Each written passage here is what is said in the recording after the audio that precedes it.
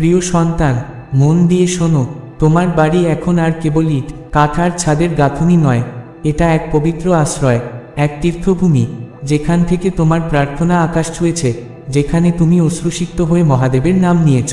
আর ঠিক সেই কারণেই আজ মহাদেবের কণ্ঠস্বর আর নরম নয়, তিনি ফিসফিস করছেন না, তিনি গর্জে উঠেছেন, যেন আকাশ বিদীর্ণ হয় তার শব্দে। এই বার্তা কোনো স্বপ্ন নয়, কোনো রূপক নয়, এটি সতর্ক, সরাসরি, স্পষ্ট আর তীব্র। কারণ তোমার প্রতিবেশীর দৃষ্টি পড়েছে তোমার উপর, তোমার ঘরের উপর, তোমার শান্তি আর ঐশ্বর্যের উপর। তুমি ভেবেছিলে এটা কেবলমাত্র কৌতূহল, হয়তো নিছক মিল, কিন্তু না, এই দৃষ্টি স্রেফ নজর নয়, এটা একাত্মিক হস্তক্ষেপ। তারা দেখেছে তোমার আলো, তোমার সাফল্য, তোমার ঘরের প্রশান্তি, আর মনে মনে দাবি করেছে এটা আমার হওয়া উচিত ছিল। ঈর্ষা, লোভ আর আত্মিক অন্ধকার তাদের ভিতরে বীজ বুনেছে, আর সেই বীজ থেকে আজ এক হিংস্র অভিলাষ জন্মেছে। তারা শুধুই ঘর নয়, দাবি করছে তোমার ভাগ্য, তোমার পরিচয়, এমনকি তোমার শান্তিকেও। তারা ছলনার মুখোশ পরে তোমার আশেপাশে ঘুরছে, সাহায্যকারী সেজে, নিরীহ রূপ ধরে, কিন্তু তাদের আত্মিক শক্তি প্রতারণা ছড়াচ্ছে, তোমার জীবনের শিকড়ে কাটা বিঁধে দিচ্ছে। তারা তোমার ঘরের সামনে দিয়ে হাঁটে, কিন্তু মনে মনে বলে এটা এখন আমার। তারা চায় সেই আশীর্বাদ যা তারা কখনো উপার্জন করেনি, সেই শান্তি যা তুমি রক্ত, ঘাম আর প্রার্থনার বিনিময়ে পেয়েছ। আর জানো, আত্মিক জগতে তারা ইতিমধ্যেই তোমার নাম মুছে ফেলেছে, তাদের ইচ্ছায় তোমার জায়গা দখল করেছে। এই কারণেই মহাদেব আজ তোমাকে সতর্ক করছেন, কারণ শত্রুর ছায়া তোমার দরজার চৌকাঠে এসে দাঁড়িয়েছে। আর এখন সময় তোমার, চুপ থেকে সমর্পণ করবে, নাকি আত্মিক বর্মে সজ্জিত হয়ে রুখে দাঁড়াবে। আজকে তোমার চারপাশে দেবদূতরা দাঁড়িয়ে আছেন, তাদের তরোয়াল উঁচু, ঢাল দৃঢ়, তারা রক্ষা করছেন তোমার স্থান।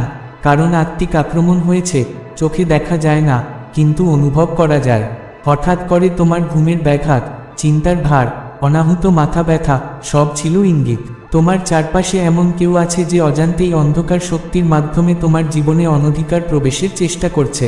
তারা উচ্চারণ করেছে তোমার নাম অন্ধকার প্রাঙ্গণে, করেছে প্রেতচর্চা যা তারা নিজেরাই পুরোপুরি বোঝে না। এবং সেজন্যই তুমি ক্লান্ত, উদ্বিগ্ন, বিভ্রান্ত। কিন্তু প্রিয় সন্তান, মনে রেখো, যতক্ষণ না তুমি নিজে ছেড়ে দিচ্ছ, তারা কিছুই করতে পারবে না। তোমার সচেতনতা তোমার ঢাল, তোমার প্রার্থনা তোমার প্রতিরক্ষা। আজকের এই বার্তা, এই জাগরণ, তোমার জন্য এক আত্মিক অস্ত্র।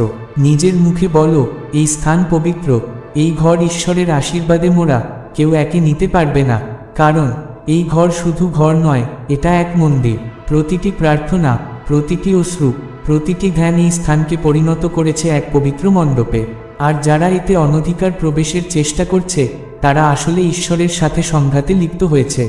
আগামী 48 ঘন্টায় সাবধান হও, কিছু প্রকাশ পাবে, কিছু শুনবে যা তোমার আত্মা আগেই জানত। অবহেলা করো না, কারণ এটাই সেই সময় চোখ খুলে দেখার, সত্যকে গ্রহণ করার। কারণ তুমি দুর্বল নও, তুমি নির্বাচিত। আর আজ মহাদেব নিজে তোমার পক্ষে লড়াই করছেন।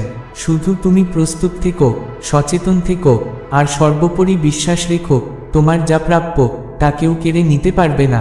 কিন্তু শোনো প্রিয় সন্তান, তাদের ষড়যন্ত্র সফল হবে না। তারা তোমার অবস্থান দখল করেছে, তোমার শান্তির ঘরকে টার্গেট করেছে, কিন্তু তারা একটি বিষয় ভুলে গেছে, এই ঘরে স্বয়ং ঈশ্বর বিরাজ করেন। আর যেখানে ঈশ্বরের উপস্থিতি থাকে, সেখানে কোনো অশুভ শক্তি, কোনো হিংসুক আত্মা, কোনো দানব প্রবেশ করতে পারে না। প্রতিটি চক্রান্ত ব্যর্থ হবে, প্রতিটি ফিসফাস নিজের উৎসে ফিরে যাবে, কারণ আলো সবসময় অন্ধকারকে উন্মোচিত করে। আজ তুমি যখন সত্যকে স্পষ্টভাবে দেখতে পাচ্ছ, তখন থেকেই শত্রু পরাজিত। এবার কেবল পড়ে যাওয়ার নয়, এবার পদক্ষেপ নেওয়ার সময়। আগুনের মতো প্রার্থনা করো, নিজের ঘর জয় করার জন্য আত্মিক কর্তৃত্বে উঠে দাঁড়াও। জোরে বলো, নিঃশব্দ থেকো না, সাহস নিয়ে ঈশ্বরের নাম ধ্বনিত করো। তুমি কেবল একজন পীড়িত আত্মা নও, তুমি এক দ্বাররক্ষক, এক রাজকীয় পুরোহিত, এক আত্মিক যোদ্ধা।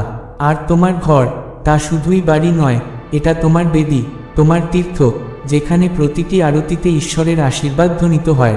তোমার প্রতিবেশী, এই গোপন প্রতিদ্বন্দ্বী, এবার তোমার কাছ থেকে নয়, স্বর্গের কাছ থেকে বিচার পাবে। তাদের কৌশল নিজের উপরেই ফিরে আসবে, তাদের মুখোশ খুলে পড়বে। যতক্ষণ না তারা অনুতপ্ত হয়, ততক্ষণ সেই হিংসা তাদের নিজেকেই খেয়ে ফেলবে। আর তুমি তখন আরও বুদ্ধিমান, আরও শক্তিশালী হয়ে উঠবে। তুমি বুঝতে পারবে, যখন তুমি পুরো আত্মিক চেতনার সঙ্গে উঠে দাঁড়াও, তখন তোমার উপস্থিতি কতটা শক্তিশালী হয়ে ওঠে। তুমি আজ নিরাপদ, এই শব্দ পড়ার মুহূর্তেই আকাশের শক্তি তোমার ঘরের চারপাশে প্রবাহিত হচ্ছে। দেবদূতরা তোমার সীমান্তকে আরও শক্তপোক্ত করছে। ঈশ্বরের আলো তোমার ঘরকে ঘিরে এক সুরক্ষার বৃত্ত তৈরি করেছে। তোমার শরীরে গরম লাগতে পারে, ঠান্ডাও অনুভব হতে পারে। এ স্বর্গের বাস্তব কাজ, কোনো কল্পনা নয়, এক প্রকৃত আত্মিক প্রতিফলন। শান্ত থাকো, কিন্তু চুপ থেকো না। স্থির থাকো, কিন্তু নিষ্ক্রিয় থেকো না। এটাই তোমার ঐশ্বরিক ঘোষণার মুহূর্ত। জোরে বলো, আমি আমার যা কিছু আছে তা পুনরুদ্ধার করছি। কেউ আমার শান্তি, আমার উদ্দেশ্য, আমার প্রতিশ্রুতি কেড়ে নিতে পারবে না। আর সেই মুহূর্তে স্বর্গ কেঁপে ওঠে। মনে রেখো, তুমি শুধু দেখা যাচ্ছ না, তুমি চেনা যাচ্ছ। তুমি এক বিশাল আত্মিক পরিকল্পনার অংশ, যেখানে স্বয়ং ঈশ্বর তোমার প্রহরী। হ্যাঁ, শত্রু তোমার ওপর নজর রেখেছে, কিন্তু ঈশ্বরও তাকে দেখছেন।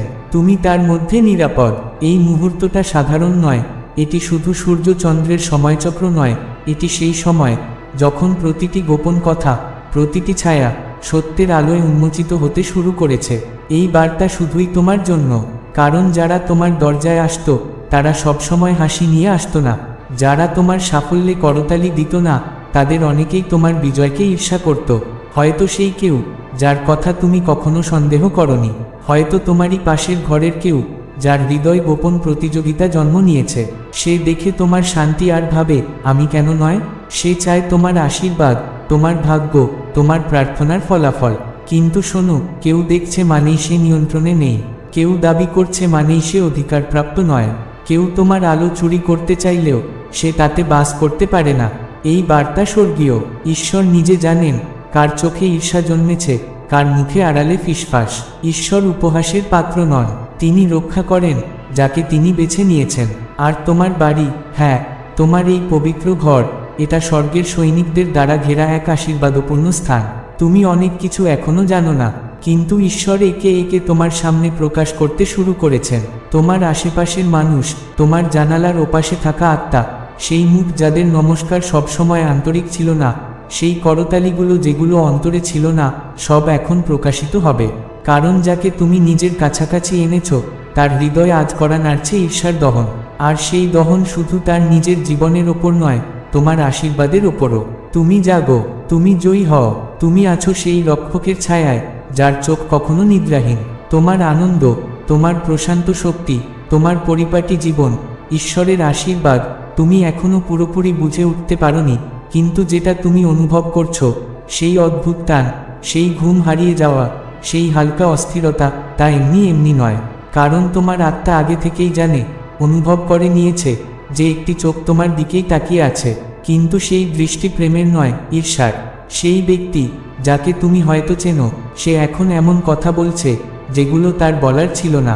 তোমার নাম, তোমার সুনাম এখন তার জিভে কলঙ্ক হয়ে এসেছে। সে ভাবে, তোমার আশীর্বাদ তুমি প্রাপ্য ছিলে না, তুমি নাকি সেটা কেড়ে নিয়েছ। ঈশ্বর তোমার জীবনে যা দিয়েছেন, সে মনে করে সেটা তার থেকে ছিনিয়ে নেওয়া হয়েছে। কিন্তু কেউ কিভাবে দাবি করতে পারে যা কখনো তার ছিলই না? আর কেউ কিভাবে তোমার শান্তিকে অন্যায় বলবে যখন সে তোমার যন্ত্রণার পথ ধরে হাঁটতেও চায় না? এই সেই বার্তা যা হয়তো তুমি জানতেই না যে তোমার শোনা দরকার ছিল, কিন্তু তোমার আত্মা ইতিমধ্যেই সত্যের জন্য কান্না শুরু করে দিয়েছে। শত্রু এসছে কোনো অচেনা রূপে নয়, এক চেনা মুখের আড়ালে। এমন কেউ যে জানে কখন তোমার ঘরের আলো নিভে যায়, কখন তুমি ঘর ছাড়ো, যে তোমার মুখে হাসি দেখে ফিরে চোখ ঘুরিয়ে নেয়। তোমার প্রতিবেশী, ঠিক সেই পাশের ঘরের কেউ, এখন আর আগের মতো নয়। যে এমন কথাবার্তা শুরু করেছে যা সে আগে কখনো করতো না। যে হঠাৎ যেন সবসময় আশপাশে থাকে। সে নিজে অন্ধকারের কিছু শক্তির পাত্র হয়ে উঠেছে। সে নিজের ইচ্ছেতেই এমন হয়েছে। সে নিজের কল্পনায় তোমার ঘরের দাবি করেছে, নিজের হিংসায় তোমার নাম, নিজের বিভ্রান্তিতে তোমার সুখ। কিন্তু সে জানে না তোমার ওপর নজর রাখা হচ্ছে। শুধু মানুষের নয়, স্বর্গীয় পাহারায় তুমি আছো। তার ফিসফিসে অভিশাপ ঘরের ছাদ ছুতেই বাতাসে উড়ে যাচ্ছে, ধুলোর মতো মিলিয়ে যাচ্ছে ঐশ্বরিক উপস্থিতিতে। তোমাকে ভয় নয়, সচেতনতায় বাস করতে হবে। পালাতে নয়, প্রার্থনায় থাকতে হবে। তার সঙ্গে লড়তে নয়, ঈশ্বরের জন্য উচ্চ বেদি নির্মাণ করতে হবে।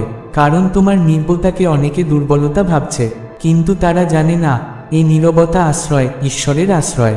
তুমি বুঝবে নয়, অনুগ্রহে চলে। তোমার উত্তর অভিশাপ নয়, আশীর্বাদ। তুমি আলো ছড়াও, কিন্তু চিৎকার করনি। তুমি এগিয়ে যাও, অহংকার করো না। তুমি সমৃদ্ধ হও, কিন্তু নম্রতায় থেকো। আর এটাই তাদের বিভ্রান্ত করে। তারা বোঝে না তুমি যা পেয়েছ তা কিভাবে পেলে।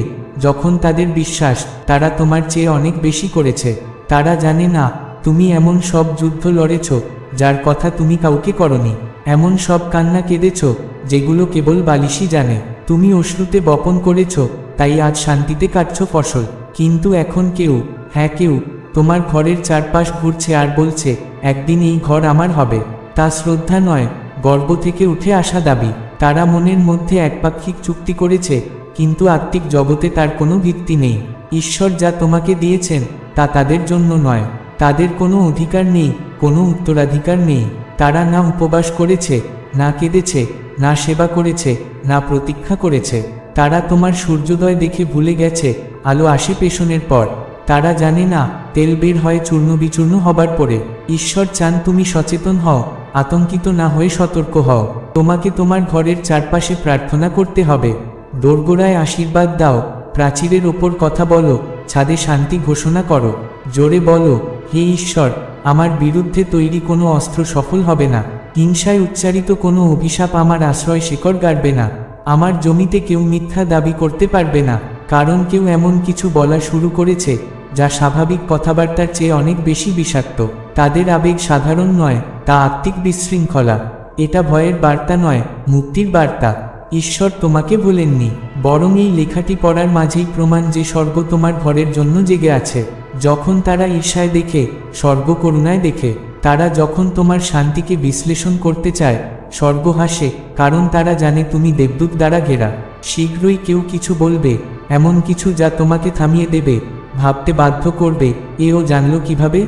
সেটাই হবে চিহ্ন। সেই মুহূর্তে তুমি এই বার্তা মনে করবে। তারা এমন কিছু বলবে যা প্রমাণ করে দেবে তারা যা দেখা উচিত নয় তাও দেখছে। তুমি আতঙ্কিত হও না, প্রতিশোধ নিও না, শুধু প্রার্থনা করো। নিজের ঘরকে ঈশ্বরের উপস্থিতিতে রাখো এবং সতর্ক থেকো কে তোমার ঘরের ভেতরে প্রবেশ করছে সে দিকে নজর রাখো। জানালার ধারে দাঁড়িয়ে কি বলছো সে বিষয়ে সতর্ক হও। তোমার পরিকল্পনা বড় করে সবাইকে বলে বেরাবে না। সব কিছু পূর্ণতা না পেলে পর্যন্ত তা পবিত্র রাখো। এটা তোমার জন্য এক পবিত্র সময়। ঈশ্বর বালির ওপর রেখা টানছেন, রক্ষা রেখা, সীমারেখা, এমন রেখা যা বলে দেয় এটা আমার সন্তানের। আমি তার নামে যা লিখেছি তা কেউ কেড়ে নিতে পারবে না। তোমার জীবনে এক ঐশ্বরিক শিলমোহর বসানো আছে। যতবার শত্রু অন্যদের মাধ্যমে ভেতরে ঢোকার চেষ্টা করবে, স্বর্গ তাদের সেই শক্তিতেই পিছনে ঠেলে দেবে। তুমি যখন চাপ অনুভব করছো তখনও তুমি সুরক্ষিত আছো। যখন তুমি দৃষ্টির সীমায় থাকো তখনও তোমার রক্ষা চলছে। ঈশ্বর নিজ হাতে তোমার দরজার কাছে এক আধ্যাত্মিক আলোর প্রদীপ জ্বালিয়ে রেখেছেন এবং যতক্ষণ না তুমি নিজে থেকে দরজা খোলো ততক্ষণ কিছুই ভেতরে ঢুকতে পারবে না। তাই ভয় বা সন্দেহের দরজা খোলো না, নেতিবাচক চিন্তার দরজা খোলো না। যদি তুমি সাম্প্রতিককালে খুবই ক্লান্ত বোধ করো তবে জেনে রেখো এটা শুধু শরীরের ক্লান্তি নয়, এটা এক নিঃশব্দ আত্মিক যুদ্ধের ক্লান্তি। কিন্তু তুমি হেরে যাচ্ছ না, বরং ধৈর্য ধরে রেখেছ, এটাই পার্থক্য। যারা ক্লান্ত তারা ডানা মেলে আবারও উঠে দাঁড়াবে। ঈশ্বর তোমাকে এক নতুন শক্তি দিতে চলেছেন, এমন শক্তি যা তোমার প্রতিবেশীকেও বিভ্রান্ত করবে, এমন শক্তি যা তোমার শত্রুকে ভাবিয়ে তুলবে এ এখনো কিভাবে দাঁড়িয়ে। কারণ তোমার মধ্যে যে শক্তি আছে তা বাইরের শক্তির চেয়ে অনেক বেশি প্রবল। এমনকি তোমার ঘরের চারপাশের ঘাস পর্যন্ত ঈর্ষার চোখে দেখা হয়েছে। তোমার পোষা প্রাণী, তোমার হাসি, তোমার বারান্দা, তোমার গাড়ি রাখার জায়গা, এমনকি তোমার সন্তানের কণ্ঠে ওঠা হাসিও কারো দৃষ্টি এড়ায়নি। কিন্তু ঈশ্বর রক্তের রেখা টেনে দিয়েছেন, এক আধ্যাত্মিক সীমানা যা দেবদূত দিয়ে ঘেরা, যার লঙ্ঘন কেউ করতে পারবে না। এই ঘর ঈশ্বরের সন্তানের। প্রতিদিন সকালে ও রাতে নিজের ঘরকে আশীর্বাদ দাও, ভয় থেকে নয়, জ্ঞানের আলোয়। বলো, আমি শান্তিকে আমন্ত্রণ জানাই, ঈর্ষাকে প্রত্যাখ্যান করি। আমি প্রাচুর্যকে গ্রহণ করি, অপবাদকে ফিরিয়ে দিই। আমি আনন্দকে আহ্বান করি, আত্মিক গুপ্তচরবৃত্তিকে নাকচ করি। এই ঘর পবিত্র, এই ঘর আবৃত, এই ভূমি প্রতিশ্রুত, এই দরজা রক্ষা করা হয়েছে। কারণ তোমার কণ্ঠে এমন এক আধ্যাত্মিক কর্তৃত্ব আছে যা তুমি নিজেও পুরো বোঝো না। কিন্তু তুমি আত্মা থেকে যা বলো, স্বর্গ তা নিজের শক্তিতে প্রতিধ্বনিত করে তোলে। তুমি কেবল একজন প্রতিবেশী নও, তুমি ঈশ্বরের নির্বাচিত পাত্র। অনেক সময় মানুষ সেটাই আগে দেখে যা তুমি নিজে এখনো বোঝো না। তারা আগেই তোমার আলো টের পায়, তোমার আশীর্বাদের গন্ধ পায়, এমনকি তুমি বুঝে ওঠার আগেই তারা জানে কিছু অদ্ভুত ঘটছে তোমার আশপাশে। তাদের প্রতিক্রিয়া তোমার দায় নয়, কিন্তু এই বার্তাটি, তোমার সচেতনতা, এটাই এখন তোমার দায়িত্ব। আজ থেকে নিজের ঘরে ঈশ্বরের ইচ্ছার সঙ্গে ঘুরে বেড়াও। হাঁটতে হাঁটতে মুখে বাক্য উচ্চারণ করো, প্রতিটি দরজার হাতল ছুঁয়ে প্রার্থনা করো, প্রতিটি কোণায় ঘোষণা করো, এই ভূমি পবিত্র, আমি এখানে কোনো অশুভতা থাকতে দেব না। ঈর্ষার চোখ আমার ঘরে প্রবেশ করতে পারবে না। অহংকারে ভরা কোনো দৃষ্টি আমার উঠোনের দিকে তাকালে তা ফিরে যাবে। যে আত্মা এখানে আমন্ত্রিত নয় সে চলে যাবে, এবং এই স্থান হবে ঈশ্বরের নজরে থাকা ভূমি। তুমি দেখবে পরিবেশ বদলে যাচ্ছে, তুমি দেখবে চাপে ফাটা জিনিস মেরামত হচ্ছে, তুমি অনুভব করবে এক অলৌকিক হালকা বাতাস, কারণ তুমি সেই শক্তিকে দূর করে দিচ্ছ যা কোনোদিন ডাকা হয়নি। খুব শীঘ্রই যে ব্যক্তি তোমাকে কটাক্ষের দৃষ্টিতে দেখছিল সে নিজের হৃদয়ের আসল অবস্থা বুঝবে। সে হয়তো পরিবর্তিত হবে, নিজের জায়গা ছেড়ে দেবে, অনুতাপ করবে।